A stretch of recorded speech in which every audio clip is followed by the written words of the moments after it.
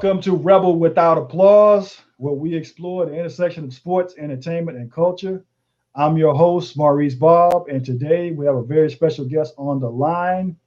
He is the host of the Pilot Boys podcast, and he is the one that got me in this podcast game, and he's a really great friend. Ladies and gentlemen, please give a warm welcome to Mr. Viswant Korrapati. Maurice, what's up, man? Every time I see you, I come back on here, and it's like you've taken a step up. We are neck and neck. I'm trying to learn, man. I'm trying to, dodge, weave, get in there where I can fit in. It's I've just learning experience. I've been happy to see your consistency, man, and the quality of your guests has been incredible too. Because I think you're really taking a unique approach to this thing, and it's only a matter of time before it takes off. Yeah, man, appreciate that, and I like the way you guys have pivoted, and I like the new designs and everything y'all popping off with, and everything else is very interesting. I can see you getting better with all the little nooks and crannies of the graphics and the layouts and all the other good stuff, man. So, yeah, I mean, bite size. You gotta just keep taking bites, man. Every week, the way I look at it is. And this is just generally how I look at life, is it's not going to be perfect, but if every week you do one thing better than you did the week before, eventually it will all come together and you'll have something that's special. And I think that's a good approach for anyone to be taking right now during these times. Is you could either get caught up in feeling sorry for ourselves, or we can start working on things that we're passionate about and occupy our time. And I'm happy that we've both kind of found something to kind of exercise our creativity in unique ways and keep ourselves engaged and alert during these times. Exactly. And that's one of those things where, you can't, like you said, you can't wait for it to be perfect. Just jump out there and do it. And, yep. Once you get going, you'll find ways to improve and get better.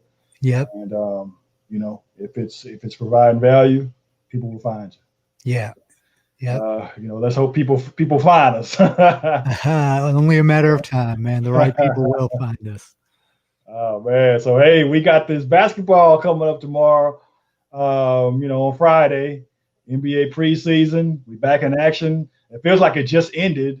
The bubble just ended, and the Lakers just won this thing. What do you think about this quick turnaround? I mean, it's the shortest offseason on record. I mean, the way I look at it is basketball is already the shortest offseason of the sports, because honestly, even though because of the way the season ended, it seems like we're starting late, but you and I know the reality is we're probably about a month and a half, 20 or so games in at this point, right? Or somewhere around there by mid-December.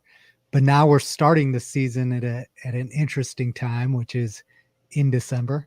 But I definitely am looking forward to it. I am a little bit concerned about, injuries and things of that nature, but it isn't football where it's not as much of a contact sport. And I do think, and this from talking to these guys and being involved, basketball doesn't stop for any of these guys at this level. It's a year-round thing, regardless of if it's off season or not. They don't take breaks, the great ones. And to be at that level in this sport specifically, you can't stop training and you can't stop getting better.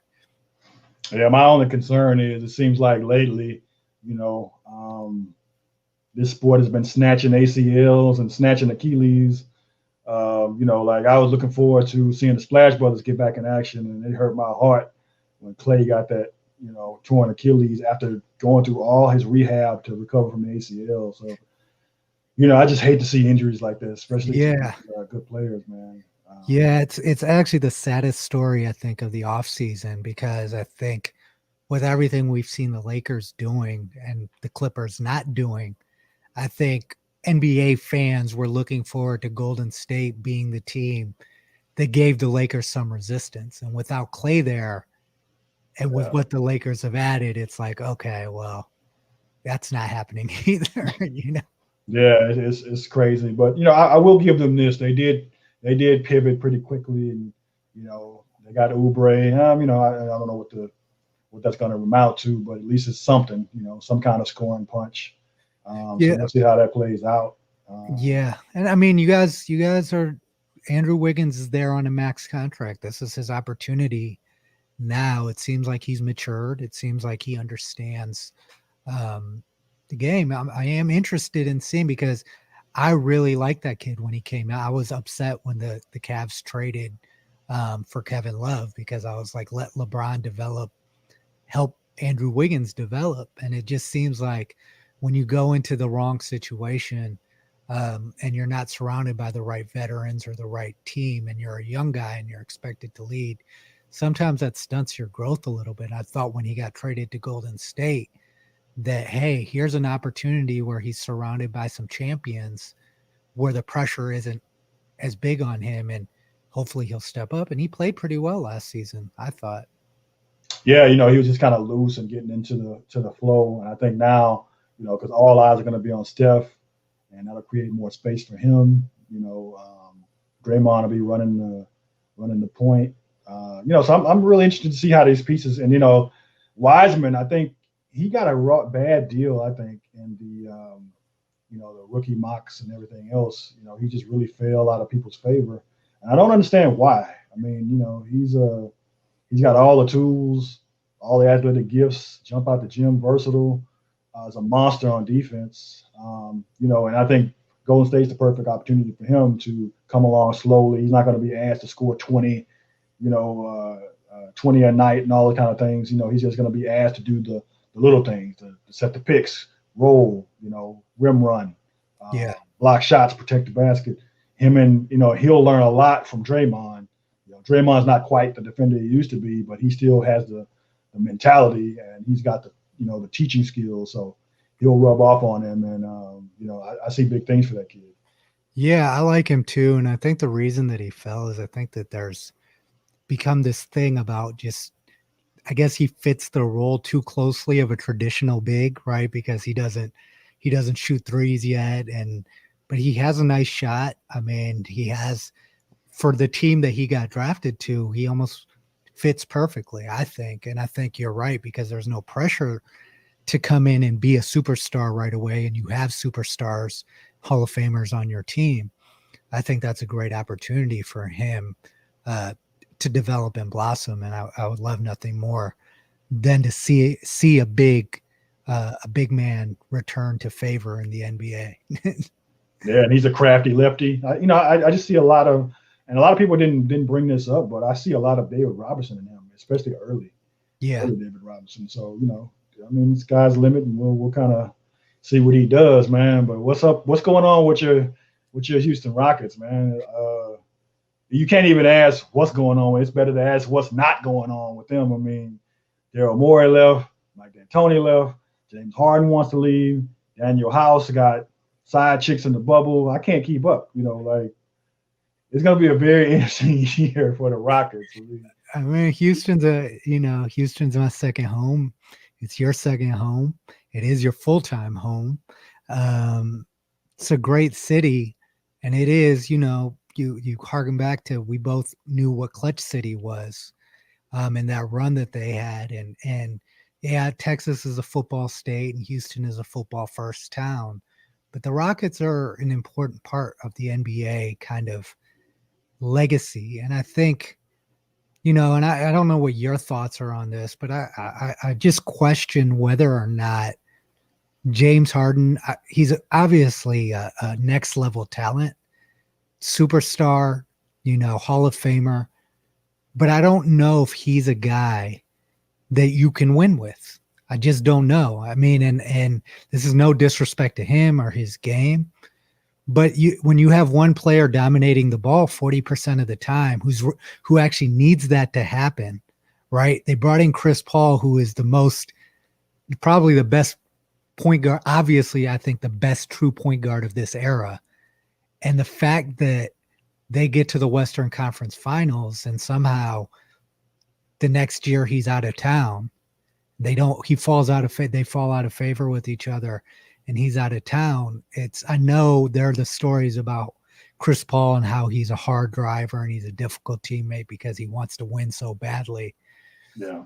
But I just don't know if, they're talking about the trade destinations, and I'm like, okay, where could he go and actually help? He wants to go to Brooklyn, but how does that even work with There's not enough Kevin? balls. There's not enough balls to go around, and neither him nor Kyrie really like playing defense.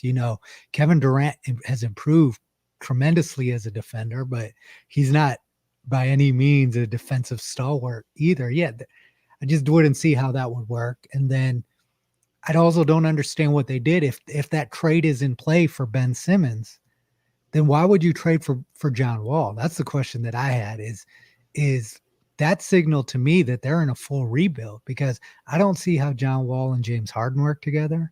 And I don't see how a James Harden for potentially a Ben Simmons type of trade would work with Ben Simmons and John Wall either.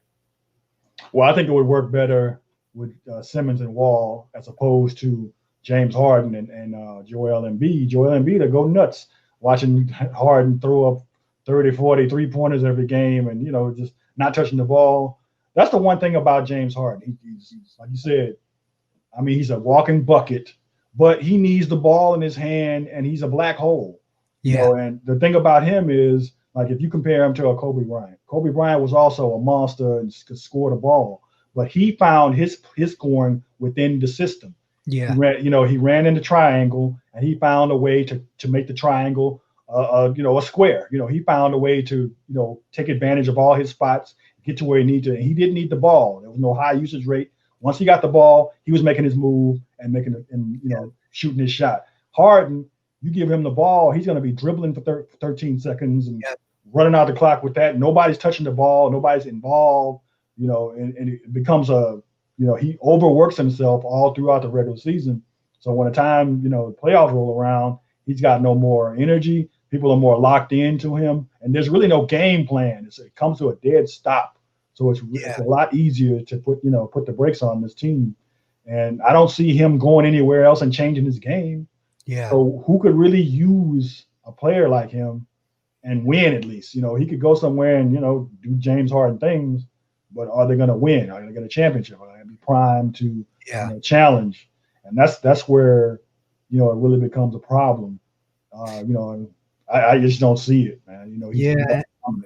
And one of the rumors they're talking about is Golden State, but I don't think Golden State would trade for him. I just don't see why they would do that with Steph there and the way the team is structured. Because like you said, James Harden would drive Draymond Green crazy too within a couple of weeks, So it's just interesting, man. I feel for him because I do understand and I respect where he's coming from. He's like, I've given this organization 8 years. You guys are ready to rebuild. You got rid of my coach. You got rid of the GM. If that's where you're at, I'm at the prime of my career. I want to get traded. So I completely understand that. And he's given Houston a lot, right? Like, he has been box office and has been great for the market in terms of putting people in the seats and keeping the Rockets competitive. But I just don't see where the fit is for him to go. I don't see it. Yeah, and there's a list of teams he got. He mentioned the Bucks and the Miami Heat. He could not make it in the Miami Heat, because you have to play defense there. Yeah, they don't play that taking time off on the other end. You got to put pedal to the metal on both sides of the ball. And I don't see him and Jimmy Butler getting along. I don't know. It's just. Do you think though in Miami with the type of organizational structure they have, because this happened when they brought in LeBron, Wade, and Bosh, right? When you have a strong organizational culture like Pat Riley at the top, who's like, okay, if you're going to come here, these are the rules that you're going to abide by. Do you think that might benefit someone like James Harden versus the Houston situation where it's always been, we're going to basically do what you ask? So that would only depend on him. Yeah. And the reason why is because he's such a high usage player. You take LeBron and your Bosh and Wade, all, dominant superstars, but they were not high usage. They didn't need the ball to be able to make things happen. Yeah. Harden needs the ball. And, he's got the shooting range, so he could come off picks and take shots and things like that. But is he willing to do it? Yeah. If he's willing to do that, then and of course, Miami could definitely use another ball handler, but they don't need a high usage ball handler. They need somebody to come in, move the ball, get it around, get Bam Adebayo involved, get Jimmy Buckets involved, get Tyler Hero involved. Get all these pieces in the offense and flow, and make things happen. And then on the other side of the ball, he's got to go equally as hard because they're not going to stand for that. And, just the culture there demands that. So I don't see the fit there and why he's trying to go there. And I don't see the fit with the Bucks either. Yeah. Because Giannis is also ball dominant. He doesn't. It's not a black hole like Harden, but he is essentially the point forward there. And then now they got Drew Holiday, which he's going to be the backup ball handler. So if Harden went there, he'd have to be, a shot maker, somebody to run off picks and screens and space the floor. And is he willing to do that? And I do think the Bucks would be the best spot in terms of protecting his defensive liabilities, though, with Holiday and Giannis and Brook Lopez and the other guys they have on the team that play consistent defense, right? Because the thing that the Bucks seem to be missing is a volume scorer, right, to support Giannis, because Giannis is a great offensive player, but he's still developing. It's like he gets points, but it's not like he's a natural score first guy. He loves everything else he does every other aspect of the game well. But when you're completely dependent on him, it's kind of like LeBron, right? If you do only depend on LeBron to get you the buckets, he'll do it, but I don't know if that's really his natural disposition, if that makes sense. Yeah, and I guess I could see some of that because Giannis also is a cleanup man. A lot of his buckets come from putbacks and rebounds and putting it back up and things like that. And he could do that in a vein with Harden. It'd just be an interesting thing. But then I don't know who they trade for him. Yeah, exactly. I was just about to say that. Who would they trade that the Rockets would even want? Middleton, maybe that's probably it, right? Yeah, but that's not a star. You want equal value in return. So it's just going to be a tough. It's a tough sell, man. It's a tough sell. But then do you want to have a star that is mentally gone? His body's here finally after partying with little baby in Vegas. He's finally here. Won't be available tomorrow. But do you want a disgruntled star on a new offense, right? New coach. Yeah. New way of moving the ball around, trying to figure all these things out. I've always seen him as a consummate professional, but I mean, he did let some of his professionalism slide here at the outset. So he's going to have to do some serious making up, just to get his reputation back and make things easier for him if he wants to get a trade. Yeah, he's going to have to go somewhere with a strong organizational culture, and that's just, there are a handful of places that could be. And we'll see how this thing transpires. But, it seems like it would be smart for the Rockets to get what they can for him before next year too, when he's able to leave on his own volition. Yeah. So what are you thinking?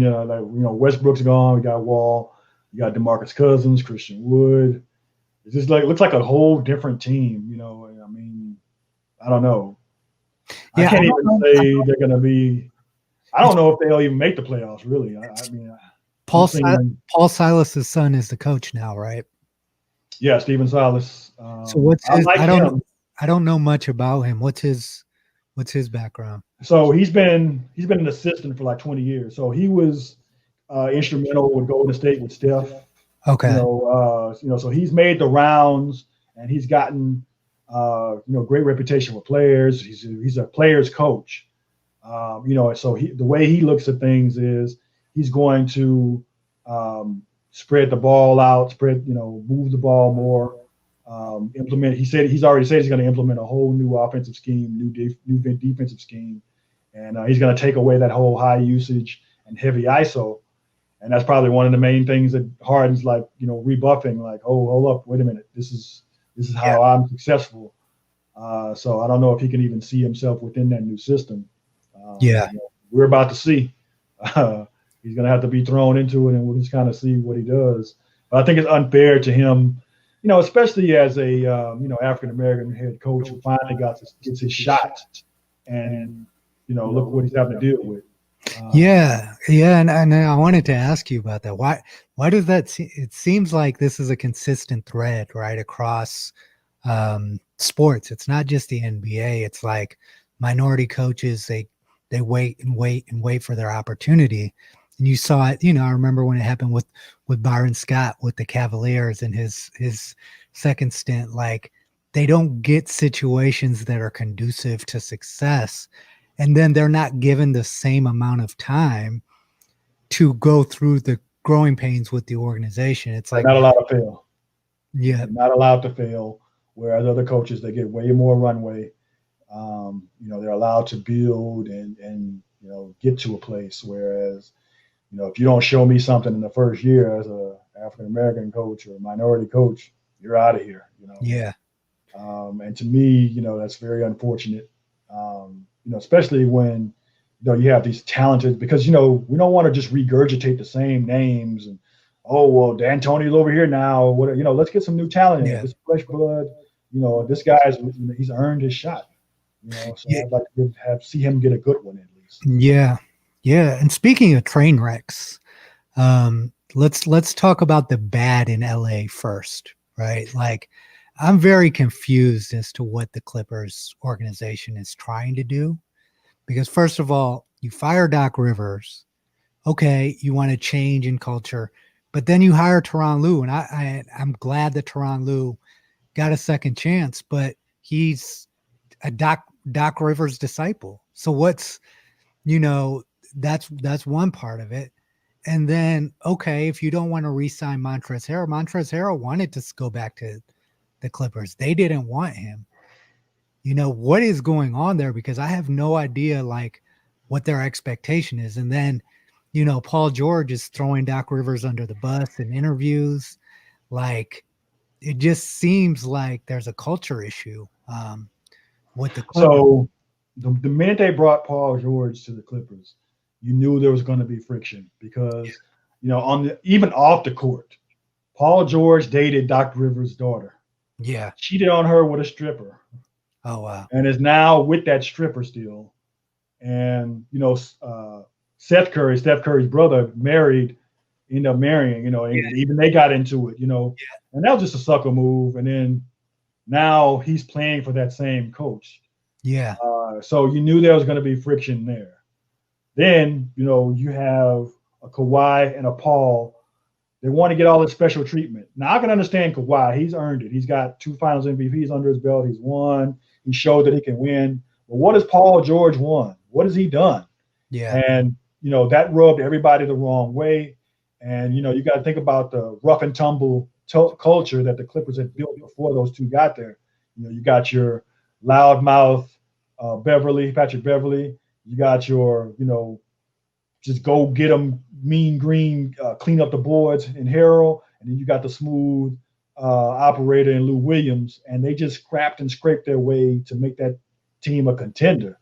But the thing about them, and the difference between them and superstars, they come in the gym every day, they work hard, they get better, they scrap and scrape, and they earn every single accolade that they got. So here they come in, 2 guys that don't want to practice. One guy living in San Diego, making the team late for flights and just doing whatever he wants. He has his own space in locker rooms. And then he's not a vocal leader. He's not no rah-rah guy. He's not no, hey, man, good shot or good, he's not bringing the team together vocally. So what is he doing? You're letting a very negative,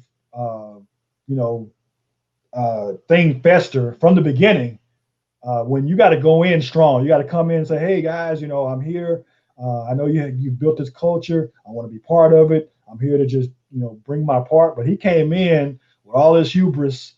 All this is my team, and this is how it is now. And it did with no respect to what they had built there. And for me, that was going to be rough, going in. And then they didn't practice. It's just too many things. And the thing about it is they masked all those things with their talent. Very talented on paper. Yeah. They couldn't be stopped on paper. But then when it comes down to it, all those little small things, they matter in the playoffs. Yeah, and I think another part of this, I think you hit the nail on the head. I think Paul George just needs to figure out who he is and develop an identity. That seems to be part of his issue too. He wants to project confidence and project certain things, but then his actions don't always show that. But also another part of this, and you and I are both big fans of Doc Rivers, the person. But it seems like in each of these situations with Boston, and then with the Clippers, with the first go around with Blake and Chris Paul, and then what happened this past year,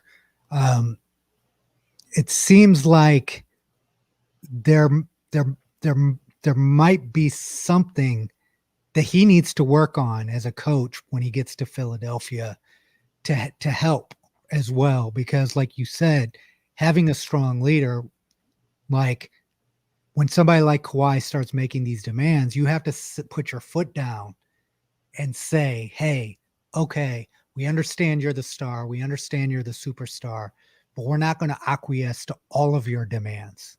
There are certain things that you need to do to make sure that the other guys on this team don't feel like I'm giving you favorable treatment, even though that's that man-to-man conversation, even though you and I know that you are Kawhi Leonard and you're the best player on this team and you're going to lead us to wherever we go. I still need to hold you. That's what Bill Belichick did with the Patriots. And that's why they were so successful for so long, is that every guy that I know that's played for the Patriots, Tom Brady would be the first guy that Bill Belichick yelled at after a game if they lost. And he would hold him accountable just like he held the last guy on the roster accountable.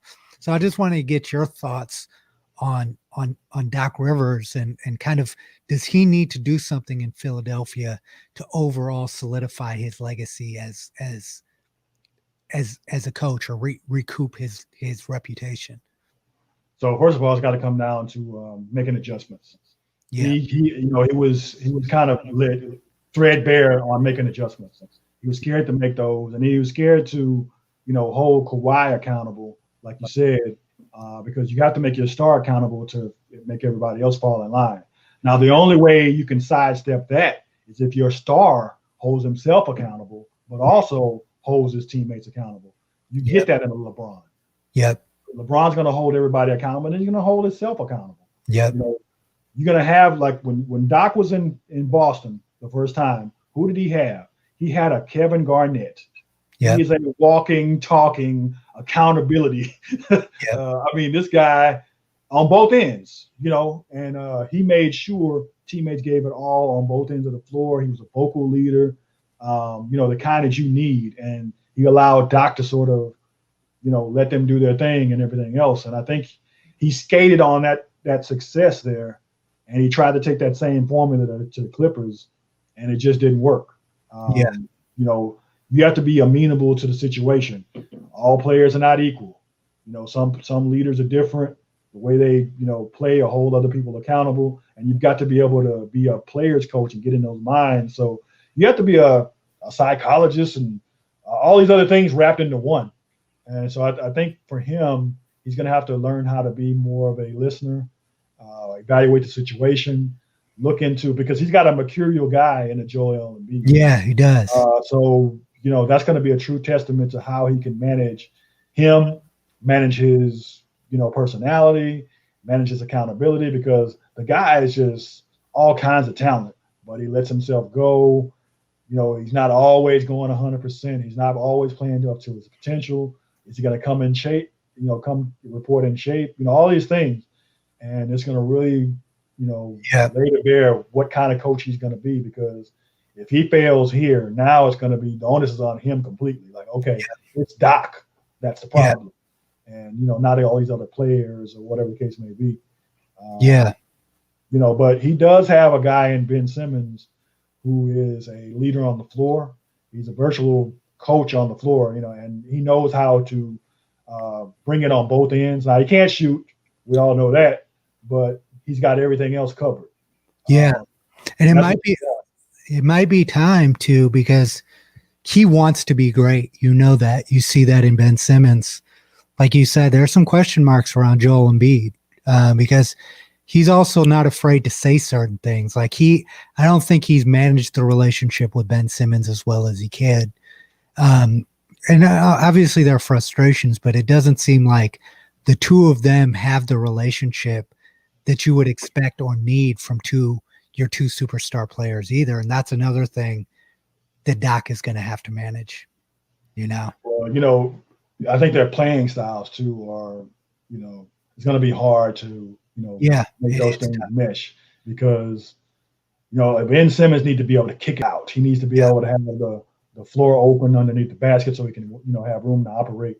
And then you have a true center and Embiid who needs to, be down low, get these shots and things like that. He does take it out to the, to the jump shot realm where I don't really think that's his game. And he's kind of over abusing that. Find a better mix of it. It's kind of like, doing what Karl Anthony Towns is doing, which is not very successful in the long run anyway. He's going to have to go back to his bread and butter. So it's going to be interesting how they find a duality between those two and see if they can find some chemistry. And they're going to need some help.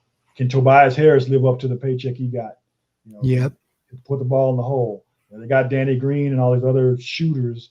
So we'll see what they add to the mix. But I'm a little bit optimistic about what Philly can do. I'm also looking at Boston. Jason Tatum got a huge payday. It's funny because before everything started popping off, I thought the paydays would be a little low since they lost so much money with the pandemic and no fans and everything else, and there was all this talk about what it would do to salaries. But as soon as De'Aaron Fox got a max contract, I was like, what? So the floodgates opened after that. The money just started flying. What do you think about these crazy max deals, and who you think won in those deals, and who do you think caught the raw end? Well, I think it's first of all, both of us love the fact that the players have more power in the NBA than most leagues, right? And it's good to see that they are empowered the way that they are. But it's almost like you have the opposite effect, right? Because there are only a handful of desirable teams in the NBA that got in desirable markets that guys want to actually go and play for. So if you're the Sacramento Kings and you have De'Aaron Fox, how can you not pay him max money? Because if you don't pay him max money or give him a financial incentive to stay, why would he stay in Sacramento and not leave? And the same thing, Michael Jordan got a lot of criticism for his signing of Gordon Hayward, but Michael Jordan is a competitive guy. He's going to try to do something to make sure he wins. And I think that should be applauded more than it's laughed at and discouraged, because a lot of these, because of the way the revenue is split, a lot of these small market teams don't care how competitive they are. But when your options are, you can't get LeBron James and you can't get Giannis, they're not going to the Charlotte Hornets to play basketball. So sometimes you are, I feel for these small market teams because they're put in these positions where they know that it's going to handicap their ability to build a successful team, but they have to do it in order to keep their stars and keep people coming and keep coming into the arena. Now, with that said, there are guys who have earned max contracts. I think Brandon Ingram earned his max contract. I think Jason Tatum earned his max contract. I think De'Aaron Fox is a brilliant player that we just don't get to see often because he is with the Sacramento Kings, That's true. But the money is the money, and the money is there because the owners have enough money to pay it, and they're making enough money to pay it. So I don't think we should get too mad at it, but I do get frustrated when I see, after what Paul George did last year, for him to be rewarded for that behavior. And a max deal like that. Yeah, for that. That's when it gets troublesome, is it's like, how do you hold once? It's almost like once these guys earn their max contract, it's like it's completely up to these guys, because when you pay a guy that much money, a guy whose work ethic and whose consistency you already question, does it reduce their incentive? We've seen this in the NBA over and over and over. Once certain guys get paid, they do not work as hard and they don't care about the game as much. And I think teams have to really start evaluating who they're going to pay that for and who they're not going to pay that for. I don't know. What do you think? Well, I mean, I think it's kind of a two-sided coin for Paul George because, don't forget that they're opening up this new arena and everything else, and they've got to be able to have some kind of draw power beyond just Kawhi. And they feel like Paul George is that guy, which, I'm not necessarily going to agree with, full-fledged because, I mean, yeah, the guy's got star potential, but, does he have a mental capacity to live up to that star potential? Can he be that guy? And he's shown flashes, but you can't go out the way he did and then not own it. Yeah. And then blame others and then all those other things. You got to hold yourself accountable. Then get a contract extension afterwards, right? Like that. What signal does that send? Yeah, I mean, because we've seen the greats fail. Kobe Bryant famously had air balls and all those other things, but guess what? He held himself to a high standard. So he went into the lab and made sure he's going to come back stronger. He owned it and everything else. But, you got a guy pointing fingers. Okay, well, when are you going to point that finger back at you? When are you going to own it? When are you going to step up to the plate and be the player, that this team thinks you are? So, I mean, we'll definitely see how it folds out, man. I mean, cause the Clippers made their bed with that trade. They gave up everything for him, and they have no choice but to see what this thing can be. But I mean, I just didn't like I don't know who the GM is right now, but I didn't like anything they've done with the offseason, especially in contrast to what the team that shares their arena right now has done. You're talking about the NBA champions. And they somehow went and got better. They went and got Schroeder. They stole Montrez. I mean, I was just like, how are they getting better? Yeah, and they got Marc Gasol. How are they getting better after just winning the championship? And then they took care of AD. They took care of LeBron. I really just see them running it back and, really making some noise. The only thing that would get in their way are injuries. AD's been known to be, injury prone, obviously. LeBron's up there. Gasol's up there. So, injuries are something to watch with that squad. But do you think Kuzma's going to finally live up to whatever expectations we thought we had of him? Because, he really disappointed this past season. And I don't know about his headspace because, he's already sort of buying his own hype, whereas he's got to still work hard and still bring it. I like how Brandon Ingram, he shut the fuck up and went in the lab and got better. He went and earned that max contract. He showed you what he could do. Meanwhile, Kuz is out here living the LA life, and I don't really see him working at it. You know what I mean? So it's going to be interesting to see if he makes that jump.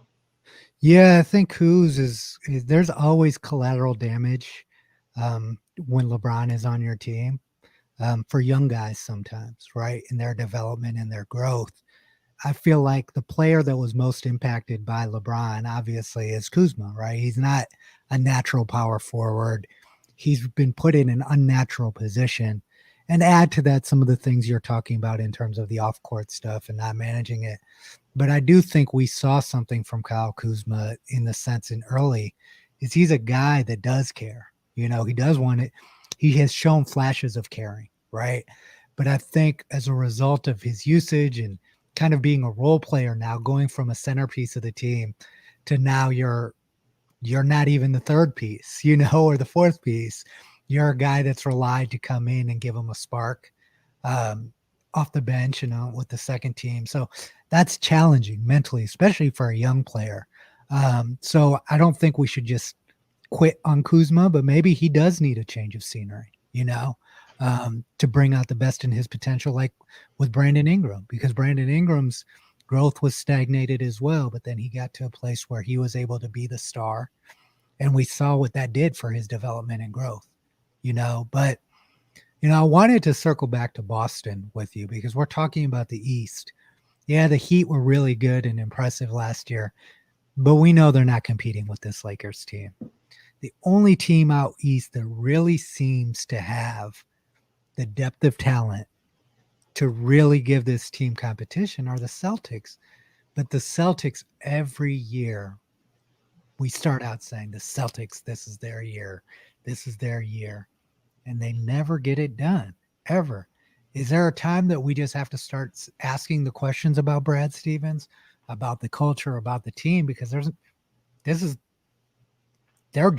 the most talented young team in the NBA, but they can't even get out of the East. Yeah, I mean, I think a lot was put on Brad as far as being a talented young coach, but he had never won anything. Yeah, and even now, he'll get close, but again, no cigar. And I think there's limitations to not just what he's doing from a coaching standpoint, but the talent as well. I mean, you've got great stars in Jason Tatum and Jaylen Brown is really coming to his own, and I like what Marcus Smart brings. But then from there it kind of trickles off a little bit. I like Cardiac Kimber, don't get me wrong, but is he the kind of point guard that's going to get you to the finish line? You know what I mean? He's another player that's a super liability on the other end, injury prone, and it takes a lot for him to get off, his shots and things like that. He's not a true point guard, so there are some holes in that squad. Yeah. You know what I mean? And it's going to get exposed when you go up against the Lakers or when you go up against even the Clippers. I mean, yeah, it's going to come out. But that's the thing about the East. There are so many teams with top level talent, but then it trickles off. And then holes. You've got coaches that aren't good at making adjustments and really digging in there. And that's why Miami Heat was the last man standing, because Coach Spo knows how to make adjustments. Yeah, Coach Spo knows how to coach, and he knows how to cover up the deficiencies in the actual talent. You know what I mean? And, you're right. You're right. And then they also, I mean, the thing that, if we really want to talk about this is, yes, LeBron is the best player in the NBA until otherwise, right? By default. But the guy that we got to talk about is you got to find somebody who can match up with AD or you're not winning anything, right? Because right now AD is that guy. He's a matchup nightmare.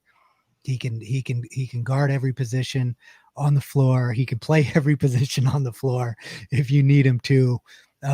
He can play big. He can play small. That's why I really wish I was excited to see the fully healthy Miami Heat, because I knew they were at least Bam and these guys were going to at least challenge him. But I feel like outside of Giannis, there's nobody who can match up with this guy in the entire NBA. Yeah, that's true. I mean, because like you said, it's almost like the league gave up on height. Yeah. But somehow Anthony Davis, skated around that because he's so versatile, because he can pop out, because he can even bring the ball up the court. Yeah. And the guy is basically a guard and a center body. Yeah. So that's how he was able to, sidestep the kind of way that the league fell out of love with the big man. Yeah. So what do you do to combat that? It's going to be very difficult. And I think LeBron knew that when he was lobbying to bring him over. He knew that there was going to be hard to, like you said, oppose that kind of tandem. And he's a great pick and roll player. I mean, it's just he has really no weaknesses except when it comes to his health. Yeah, he even admitted that. So but see, I think what you're forgetting about, you got a new monster taking the court over in Brooklyn, and I'm really interested to see if we can get at least a 90% Kevin Durant of what he was, because he was really challenging LeBron for the throne. And, he's got some shooters in Brooklyn. I don't know what we're going to get out of Kyrie if he can stay healthy. Health is a really big issue with him. And, him and Kevin Durant have basically the same personality. So they're going to mesh and gel well together. It's just going to see. We're going to have to see if that translates to the court. Yeah, yeah, and Where there's their games gel, where their games match. yeah, So it's going to be interesting to see what Sean Bell's put together. He re-signed Joe Harris. That guy's a dead-eye shooter. yeah. Dinwiddie's nice and Levert's nice. You're right. They are a monster, and you know what? The only thing that gives me pause there is Kyrie. And Kyrie is probably the most frustrating player of this generation because I do think he is, in terms of talent, if he had the mental capacity of just not putting in his foot in his mouth and saying dumb things, like the thing that annoys me is he'll say the stupid thing and then blame the media. I understand blaming media does create narratives, but he creates the issue and creates the opportunity for the media to run with his stupid comments, and then he turns around and blames the media. It's like he doesn't take personal accountability.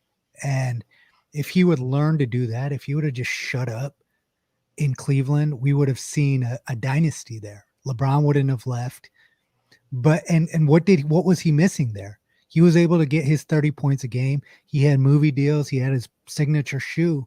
What was he losing as a result of LeBron being there? He wanted to be the alpha. And he wanted to be the alpha. So how is now that Kevin Durant's there, who is also going to be the clear alpha, how is Kyrie going to adjust to that? So I think in his mind, he and Kevin Durant are co-alphas.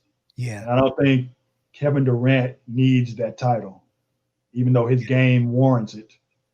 And he's not a overpowering.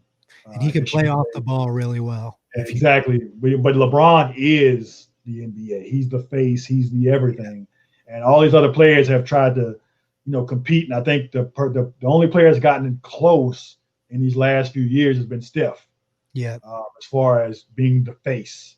Yeah. But other than that, no other player is that. So I think in Kyrie's mind, he's not competing with the face, of the league. And I think he can better deal with that. But he's off to a rough start. He won't speak to the media this year. He's going to put out these statements. But I guess it's par for the course. I mean, you got a guy who has burner accounts to tweet at you on the side of you. So, I mean, it's going to be a very weird year in Brooklyn, and we'll see if, the New York and with the New York media too, right? Who are it's going to be a firestorm there, but it's going to be entertaining.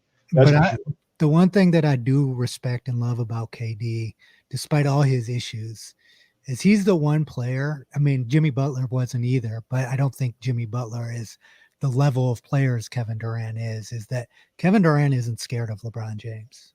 When they play, he's not intimidated by him.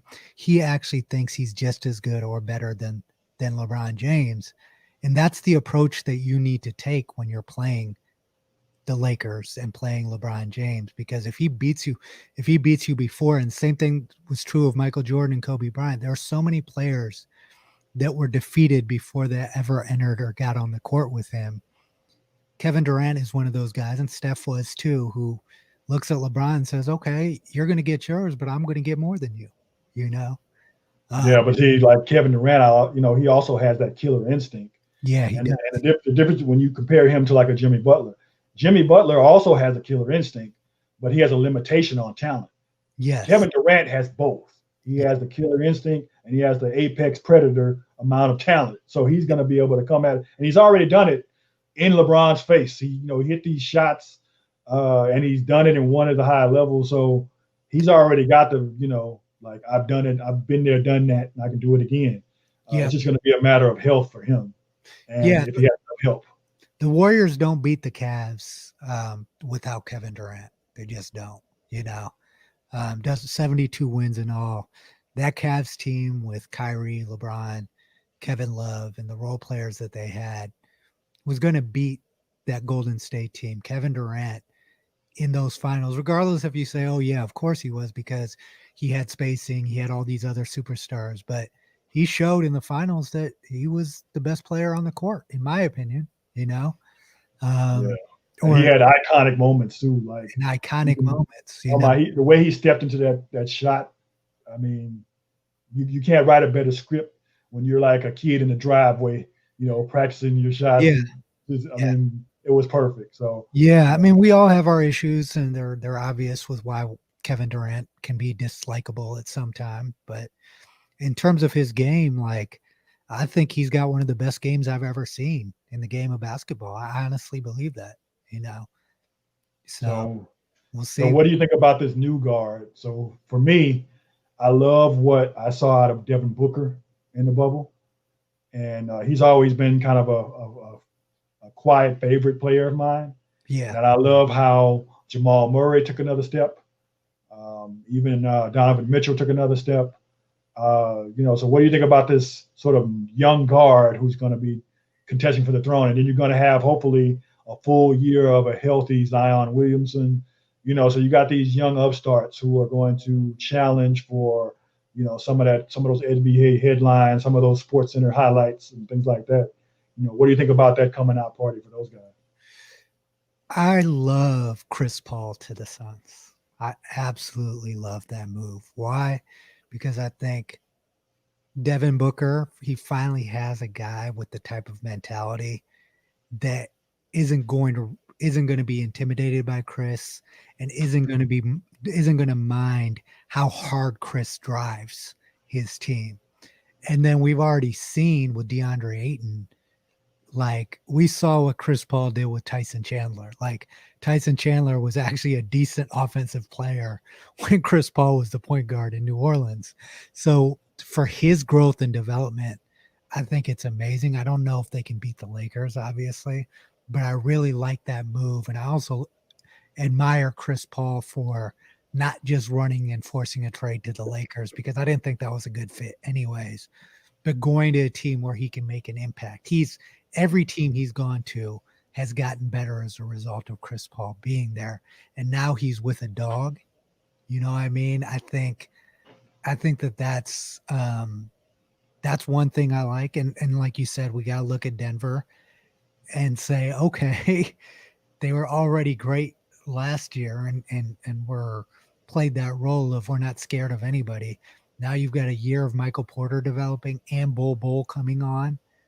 Like I am excited about that team, and I'm also excited about the Pelicans, like you said, with a healthy Zion and with Brandon Ingram, who I thought turned into a superstar before our eyes last year and is like that young guy. He reminds me a little bit.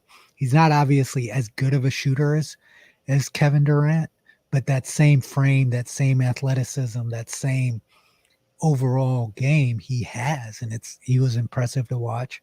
So I like that team. And I also, kind of like an under the radar team that I don't think is going to challenge and win a championship, but I really like what the Hawks did in the offseason in terms of building a team around Trae Young. And then also like we got to talk about Luka. He is the best young player in the NBA, and what does he do with another year with Porzingis healthy? I think they need another piece, obviously, but Yeah, they definitely need another piece. But I don't even feel right saying he's a young player because no, to he's not. me, he started young, so Yeah, he's like a young old guy. he is. Number wise, he's young, but he's an old vet. He's seasoned, and he plays like that too. The game is slow for him. He controls the entire pace, the entire game on both ends. He gets his teammates involved. He's such an all-around player, and even LeBron had to give it to him. He's like, that's my favorite player to watch in this league is Luka, and he wanted Luka to be part of his new sub line on Nike, and he wanted Luka to be the first guy, and you can see why. I mean, this guy is so poised, and he got better. He blew the lid off on his rookie year, but then he came back and got better, and so I think he's really good. He can really challenge for the MVP crown this year. I think we're going to have some Giannis fatigue.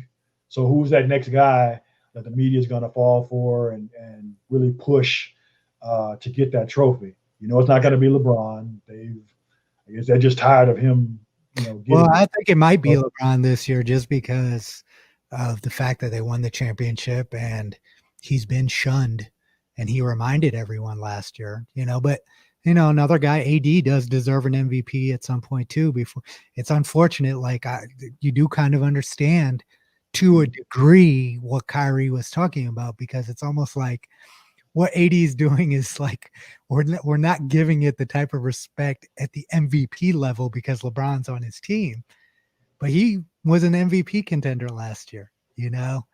I don't know if that's how that's going to function as LeBron gets older, if AD is going to show more, but man, that guy, I have nothing negative to say about him as a player, as a person, any of that. And I do think he does deserve to get his shine as on the Lakers, even though LeBron's still there. You know what I mean?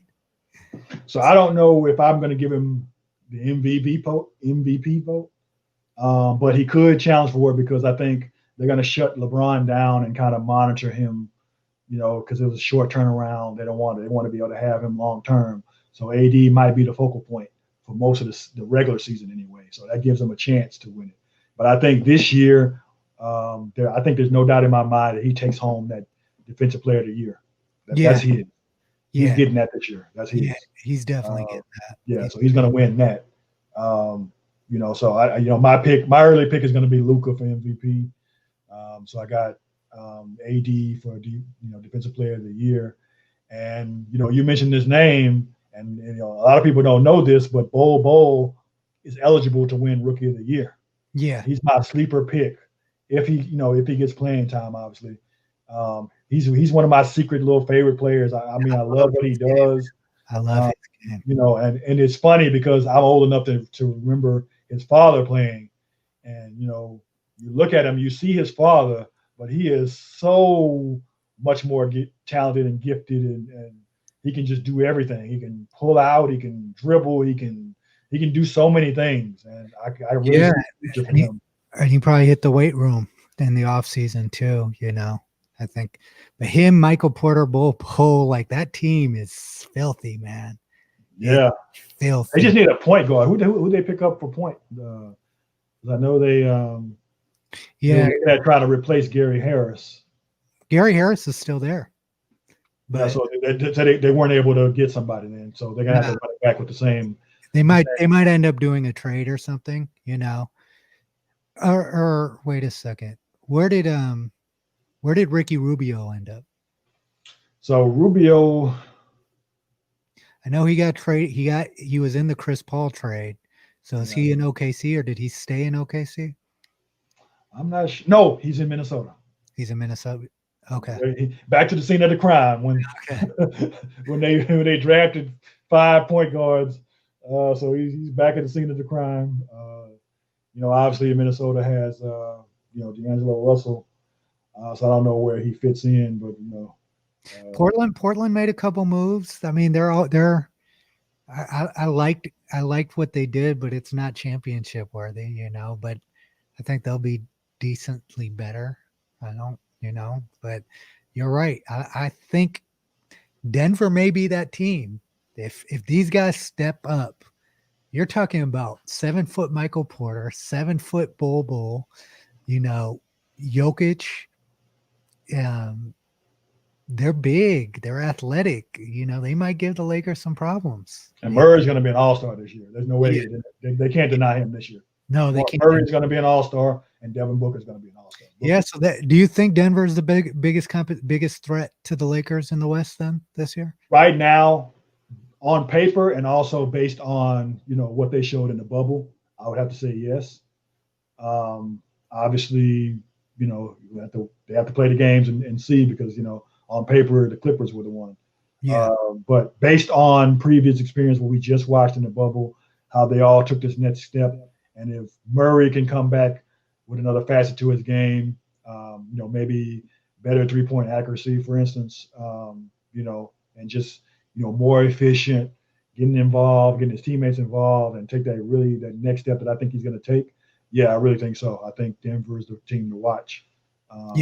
In the West, especially for the Lakers, because they can match up height, they can match up talent, they can match up shooting, and they got these stealthy players that might have made a jump on him in the offseason, like a Bo and a Michael Porter Jr. Yeah. So we'll see kind of how that shakes out. I agree with you on MVP. I think it's Luka's year.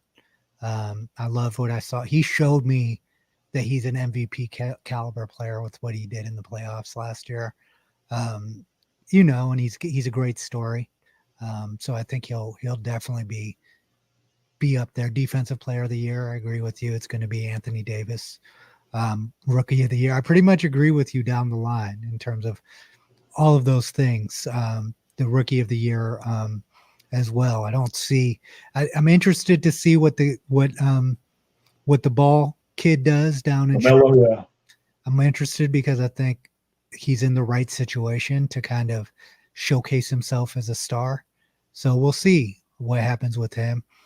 He'll definitely get the run, so he'll get the playing time. He'll be exciting to watch. So he'll put up some numbers. I don't know about maybe scoring, but I at least see him averaging a good, 14 points a game, maybe 7 or 8 assists, maybe like a 6 rebounds, and maybe he'll threaten with maybe a good, maybe 8, maybe 9 triple doubles. This first year out, so he's going to be threatening. And I think maybe the Anthony Edwards kid and the James Wiseman, they may do well. It's going to be hard for Wiseman to put up the numbers to win Rookie of the Year, even if he develops. Yeah. It looks. Yeah, that's true. Yeah, but you never know. I mean, you don't know what they're going to do in Golden State without Clay, and they're going to really be trying to put the clamps on Curry. So we'll see. And Draymond couldn't. He can't shoot, so there's going to be some points to get. He's a true supporting cast superstar. That's what he is. He can't lead a team, and if you caught him in an honest moment, I think he would say the same thing. He's a junkyard dog. He does everything that your star players don't need to do, and he does it all well. But he can't, like you said, he can't score points. But it's going to be fascinating. It's going to be a great season. I'm excited about it. Now, let's see, who do you have for Eastern Conference Finals, Western Conference Finals, and champion? So I got, coming out of the East, I'm going to go out on a limb. I'm going to put Philly.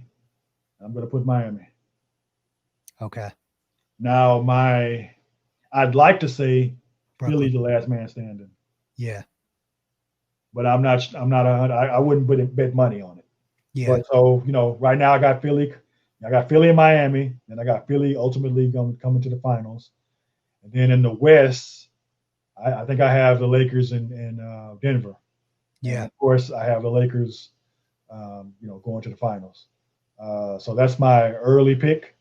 Without seeing a ball dribbled or whatever, a shot taken.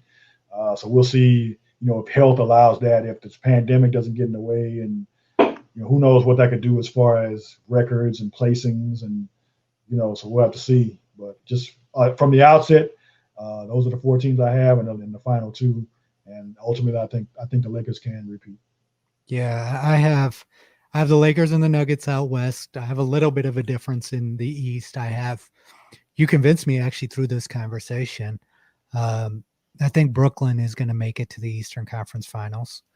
They're going to see Miami in the Eastern Conference Finals.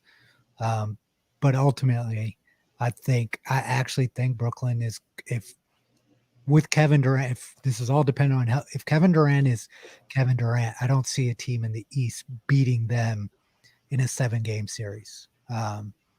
So I want to pick Brooklyn. I want to put the Lakers in there just because I think we all want to see Durant and LeBron go at it again in the finals. So, but I think the Lakers win that series. And the Lakers are clearly the class of the NBA. To say anything else, I think would be hate, so we'll give them the ring. I think and I think Vogel finally gets his respect, because I really didn't give him much respect as a coach. I really thought it was a bad hire when they pulled the trigger, but he proved me wrong. And I'm not afraid to admit when I'm wrong. I'm giving him his props. I liked his approach. I liked his defense first mentality, the way he really steered that ship. And he was able to keep all those different personalities in check. And, he just made a lot of great adjustments. He knew when to plug this player in, you know what I mean? So I really respect him as a coach now. And now he's even going to be that much better. Yeah. So we'll see if Steve Nash is Steve Kerr, right? So if he gets to the finals, I know a lot of people had issues with that hire. But when you understand who Steve Nash is and who he was as a player, and then also who he hired as his assistants, and then also the respect that he has from the player fraternity, I think that was a really interesting hire, because it's someone that Kyrie is actually respects too, which is important, so. But see, people are not giving him all of his they're taking things off his resume. They're leaving things out. So people forget what he did in Golden State. He was a consultant that worked a lot with Steph, in that backcourt. So he's been behind the scenes putting in the work, and I think people leave that off his resume when they should. Basketball mind. Anytime you're a great point guard, you're basically a coach on the floor. Yes. So you have to understand all the moving pieces. And he was in probably one of the most revolutionary offenses in the history of this league. Yeah. And he ran it. Yeah. You know what I mean? And he's got the guy who implemented it, he can look over to and say, okay, what are your thoughts? What adjustments should I make? You know what I mean? So he's not afraid to admit that, hey, he needs help to, fortify his knowledge in that offense. So, I like you said, I think he's going to surprise people. And if they can stay healthy, if that other kid, Jared Allen, if he can make a jump, he's not a scorer, obviously, but he's a great rim protector, a big body down there. So he could be formidable, throwing him on an Anthony Davis. He's not a great perimeter defender, so that could be problematic when AD takes him out to the wing. But you make a good point. Brooklyn could be there. And then they also have they can run a second unit without Durant or Kyrie and let Levert showed that he can be a guy for periods of time that you can rely on to be the primary bucket getter too. So that's what makes it interesting. And then Dinwiddie's going to be healthy. Very interesting. Then they got the shooter too. So yeah, Joe Harris, that boy there can put it. He can put it in the hole. Yeah. So he got paid too. I mean, yeah. So that's the thing about the league put a premium on shooting. Yeah. And you see people like Montrez, he didn't even get double figures per year, but you got a Joe Harris going out here getting 20 mil a year. You know what I mean? Yeah. So there's a premium on shooting, and I think that's all because of players like Steph. That's where the league is going, and those guys got their money, man. Yeah. I can't hate. Can't hate, and what's the most interesting about what the Lakers did last year, and you and I probably know this, it's always the team with the best defense that wins the championship. Even when Golden State was winning, they were one of the top defensive teams in the league. So I understand this focus on offense, but the thing the Lakers really did was reaffirm, and they did in this offseason, is we're gonna have superstars on our team, but we're gonna be the best defensive team in the league, and that's what's gonna get us to the promised land. Yeah, a sneaky signing for them was Wes Matthews. Yeah, excellent defender, 3-and-D guy. Yeah, hit that outside shot. He was a real sneaky pickup for them. Yeah.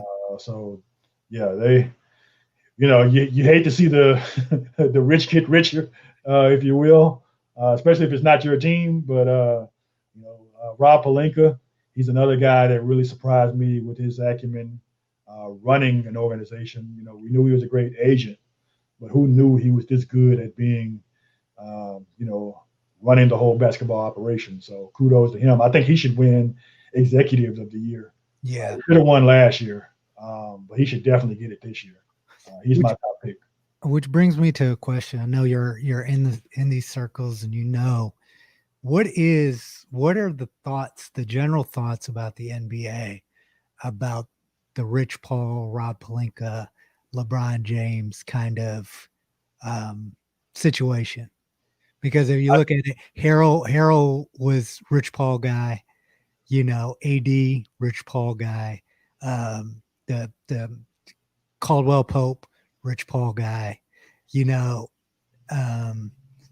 what is I know there's jealousy. I have some jealousy, obviously, but does it rub people the wrong way behind the scenes? Oh yeah, and it's because it's going up against the status quo.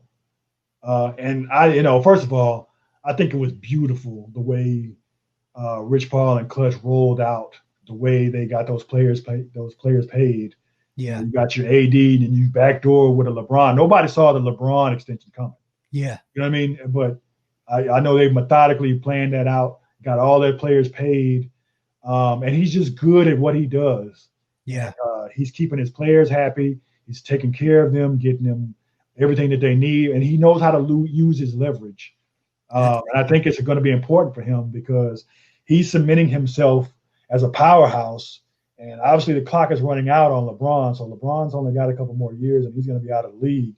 But you're going to still have a Rich Paul and Clutch, implementing, their power and so forth in these negotiations.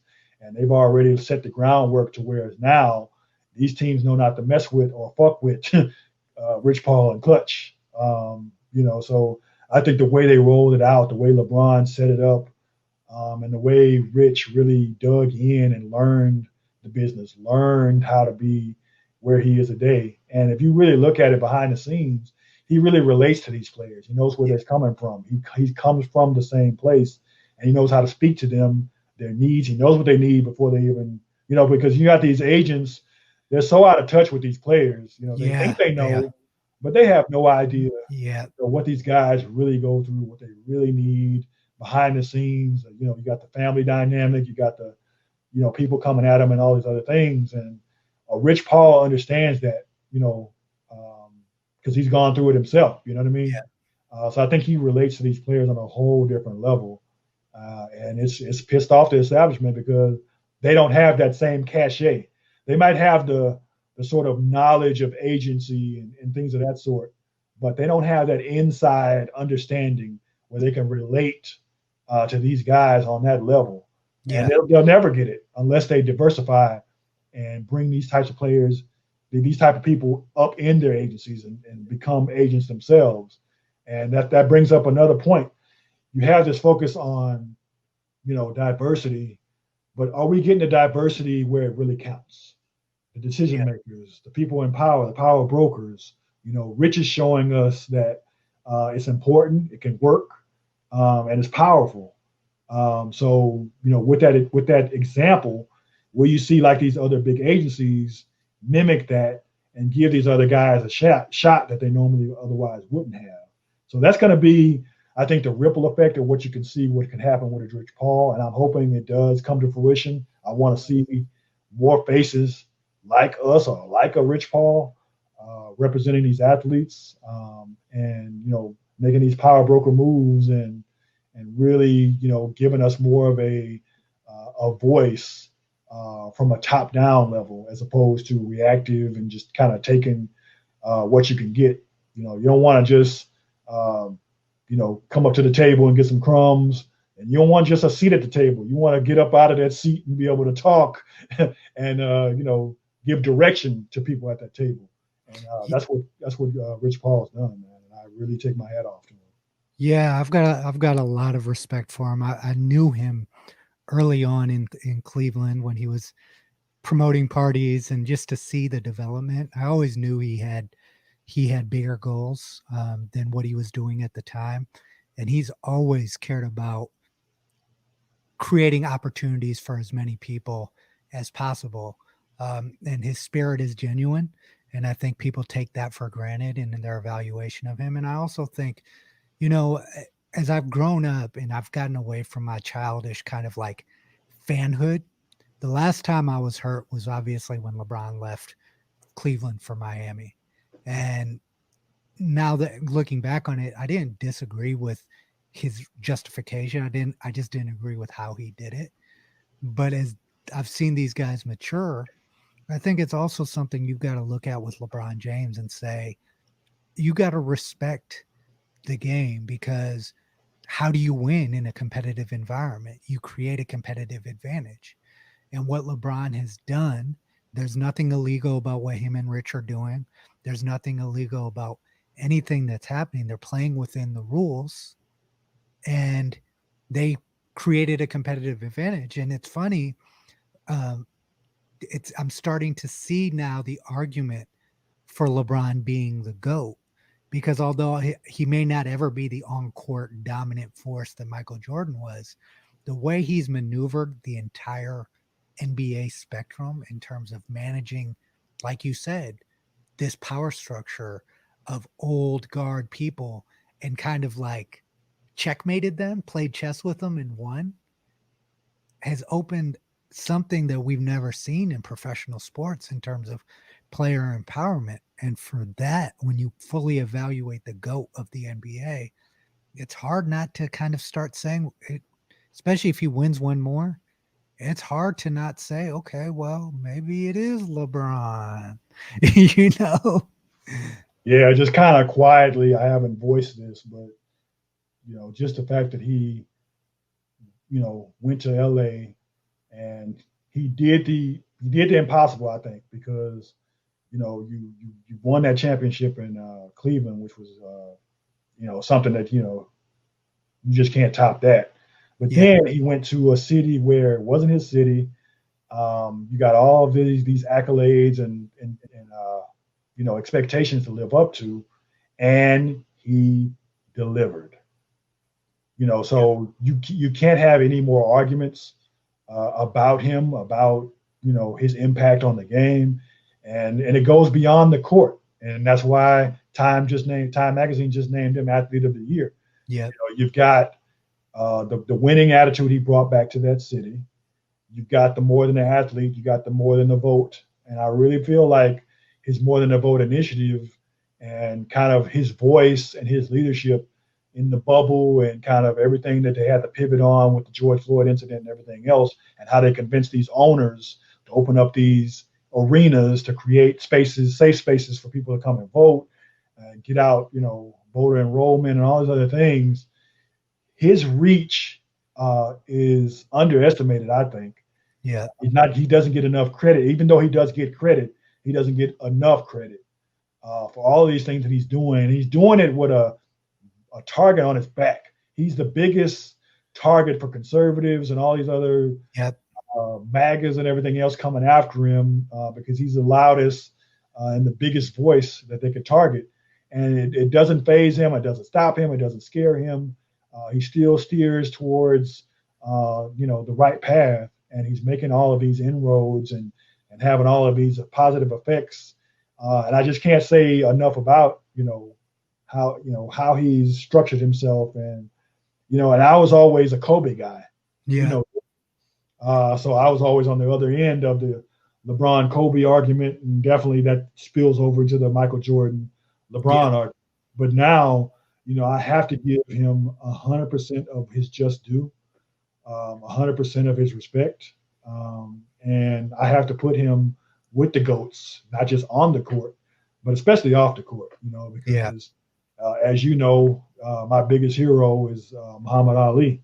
yeah, You can see right here, probably the most iconic image of him on that Esquire cover. But to me, he's living up to what a Muhammad Ali would have done, would have stood for, would have been. You know what I mean? He's carrying on that tradition, and we need it in his time.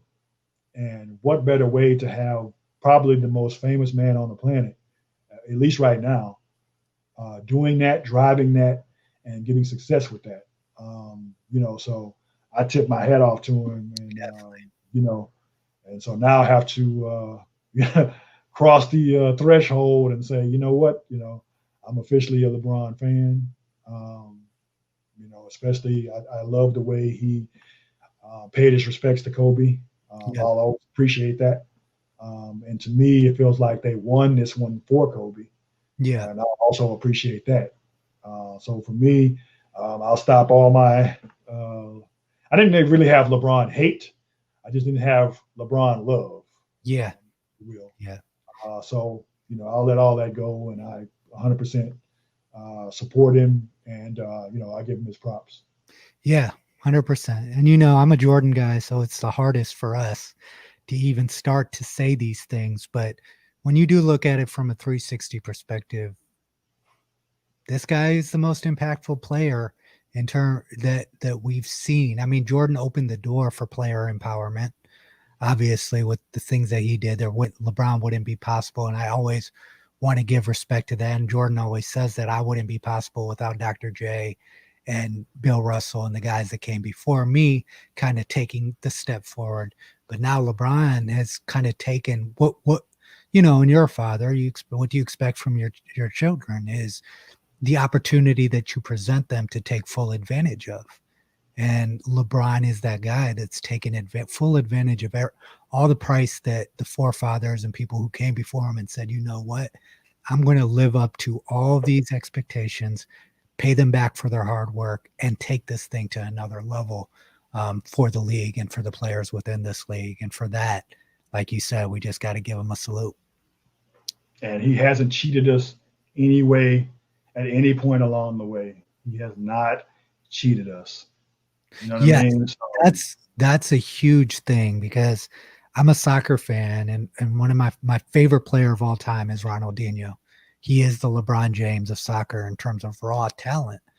But this is another thing that gave me appreciation for LeBron is that Ronaldinho knew how good he was, and he knew he was better. And as a result of that, sometimes he enjoyed himself too much. He didn't do the work like he was the last guy on the bench like LeBron does, and that's another thing for a guy that's that naturally great, that naturally gifted, to not even give no quarter in terms of work ethic, in terms of desire to be great. I think, that's another thing that makes him so special. And that's why he's entering his 19th season. Yeah. So yeah. We could go on and on about LeBron. But I think it was important for us as we go into this season to kind of give him his due, especially as who we are, guys who have been kind of critical of him not as a person, but as a basketball player.